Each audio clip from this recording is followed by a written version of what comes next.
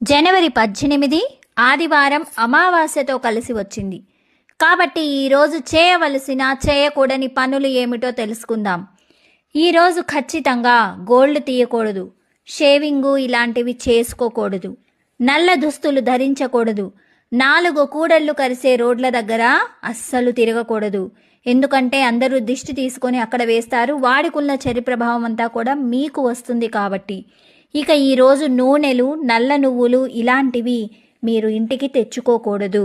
ఇనుప వస్తువులు, చెప్పులు కూడా తెచ్చుకోకూడదండి. ఈరోజు ఇలా తెచ్చుకుంటే దరిద్రం అనుభవించవలసి వస్తుంది ఈ వస్తువులు గనక తెచ్చుకుంటే.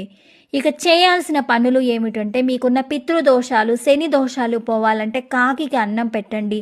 మీ జీవితంలో ఉన్న సమస్యలన్నీ తొలగిపోతాయి. ఇక లక్ష్మీదేవి దగ్గర ఈరోజు ఖచ్చితంగా దీపాన్ని వెలిగించండి. ఈరోజు ఆదివారం కదా అని చికెన్ తినకండి. ఈరోజు చికెన్ నిషిద్ధము. ఎందుకంటే ఈరోజు చికెన్ తినటే మనలో ఉన్న ప్రాణశక్తి అనేది తగ్గిపోతుందన్నమాట. ఇక నరదిష్టి అనేది మీ ఇంటిపై ఎక్కువ ఉంది అనుకున్నట్లయితే ఒక బూడిద గుమ్మడికాయ తెచ్చుకొని దాని మీద దీపం వెలిగించి ఇంటికి దిష్టి తీసి పగల కొట్టేసేయండి. ఈ అమావాస్య రోజు ఆడవాళ్ళు ఎర్రటి గాజులు గనక ధరిస్తే వారికి ఉన్న దిష్టి దోషాలు ఏమైనా కూడా తొలగిపోతాయి.